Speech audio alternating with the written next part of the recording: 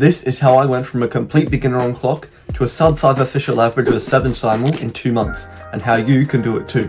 I'm going to break down how to memorize faster, turn faster, and practice so you can get a sub-5 as soon as possible. Before we get into it, I'll go over a few quick prerequisites. First, I assume you've already learnt 7 simul using Tommy Cherry's tutorial. If you haven't, I've left a link in the description so you can go and learn it now. Secondly, I'm assuming you're using a Qi clock. It's by far the best clock out there, and using any other hardware is pretty much a waste of time. If you don't currently have one, again, I've left a link in the description to where you can buy one from watercube.com.au because it will help your times a lot. Lastly, I'm not an expert. I'm just a sub-5 clock solver who's gotten some very helpful advice from pro clockers, which I thought I'd like to share with you guys. Alright, now let's get into the tips, starting with memorizing better. And my first piece of advice would be to use letters for memorization. The reason for this is that the simpler your memorization is to remember, the faster it will be and the less likely you'll be to forget it during a solve. That being said, I'll quickly explain how many top 7 simulers memorize using letters, starting with memorizing the first letter, which is M1.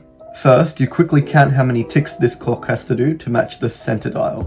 Then you take that number and assign it a letter, usually its position in the alphabet, which, if you repeat it for all the numbers 1 through 5, gives you a code that looks something like this, which includes the letter O at the top, which correlates to 0, which is simply a skip. Once you've finished your memorization, you should end up with a string of letters similar to this, which you can then make words and sounds out of to make it extra memorable. My second tip for memorization is tracing. Now what I mean by this is to aim for being able to memo at a glance, by seeing the position of 2 clocks and immediately knowing how far apart they are. This skill is not only vital if you want to be able to memorize in less than 15 seconds, but is also very useful when trying to turn faster. This basically boils down to training your eyes through many solves, but can be trained in a unique way. First, you want to quickly hand scramble your clock and memorize the first letter and the first half of the second letter. Then you want to quickly flip and have a glance at the clocks on the back before flipping back and having a guess at how far apart they were. Then flip and check how close you were. You can repeat this for your whole memorization, where each time you flip, you have a quick peek and then try and guess it. Over time, you'll get better and better at this until you'll be able to guess it right most of the time. Lastly, I'll quickly go over a few quick and helpful memorization skills which will be very useful when trying to become sub-5. First up is learning how to memorize with 12 o'clock not on top. My friend Elijah has made an awesome video on this, which I've linked in the description, and I would highly recommend checking out. I'd recommend learning this as soon as possible, as it allows you to take advantage of a lot more lucky cases, which is a perfect segue to my next tip, which is to learn what to look for in inspection regarding lucky cases and how to take advantage of them to get the fastest solves possible.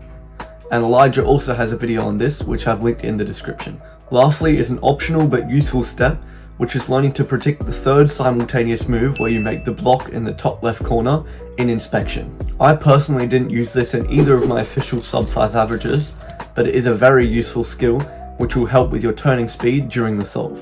Again, I've linked a video by my friend Elijah in the description where you can learn this, and now let's move on to the next lot of tips. This is how you can turn fast and accurate. Starting with doing D moves with your pinky finger. This is better than using your thumb because it means you can stay in home grip and you don't have to re-grip the whole solve, which allows you to turn significantly faster. In order to implement this, it will take time, effort, and a lot of solves, but the earlier you switch, the more natural and easy this transition will feel. Just start doing them whenever you can, and you'll get better and better over time. My second tip for turning is to make sure that you do every move simultaneously. Now this is much easier said than done, and it took me more than a month to start doing this in my solves. But this is the main thing that makes the 7 simul method so fast, so it's one of the most important things you can do in your solves. Unfortunately, being able to do this will simply take a lot of solves and practice, but I do have an easy way of practicing this skill. It's basically doing slow solves but on clock. So what you want to do is quickly hand scramble your clock, do your memo, and then do each simul move as slow as you need to do in order to make sure that you do them at the same time. Now this will be very hard if you can't do moves without having to look at the clock that you're turning, but luckily my next tip will help with this. The third tip for turning is to simply figure out where the clock you are turning will face once the turn is complete, so you can just do the turn in one quick, simple motion rather than counting the ticks. This again will simply take a lot of practice and solves to be able to do automatically, but you can still drill this by just forcing yourself to do it as much as you possibly can. My last tip for turning is to simply try and turn fast. This one's very obvious, but actively pushing yourself to turn a little bit faster than you currently do is a brilliant way to continue to get faster at turning over time. I'll now go over a few miscellaneous practice techniques which I picked up from some top clock solvers to help you get sub-5 even faster. Starting with a drill where you grab your clock and put it in this pin position, and it doesn't matter if it's scrambled or not for the sake of this drill. Then you just time yourself doing random moves in the standard 7 simul pin order, like this. This is a great way of practicing your pin transitions, which seems like an insignificant time save, but makes a pretty noticeable difference in your solve times once you get faster. So I'd highly recommend trying out this practice drill. The second practice drill is to follow a scramble without looking and then check if you did all the moves right. This is a great way of developing your ability to do moves by feel, which becomes very important once you try and improve past sub-5. So I'd highly recommend trying to do this as much as possible. And the last way of practicing, which is where you'll get 90% of your 7 simul improvement from, is doing solves. This is extremely obvious but very important, because there's only so much you can do to improve through targeted practice. So the best way to improve at 7 simul is just to do as many solves as possible. Now I'll quickly go over some mods you can do to your clock to make it feel as stable, fast and reliable as possible. First, you've probably seen people who have clocks where one side is all white and the other side is all black. This is known as the Anders mod, and is one that's purely aesthetic. It doesn't have any effect on how the clock actually feels. I've left a link in the description to a tutorial where you can learn how to do this, but as I said, it doesn't have any effect on how the clock feels, so just do it if you like the look of it.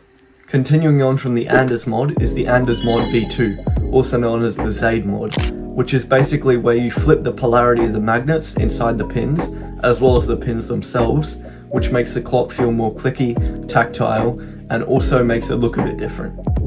I'd suggest doing this, but in the end it comes down to personal preference.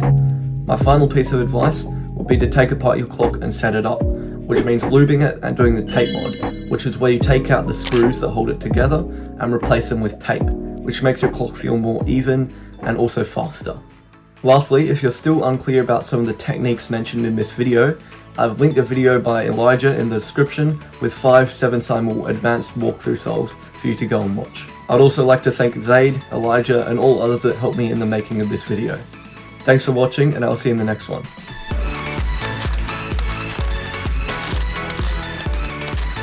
Oh, that's it. Sub-5.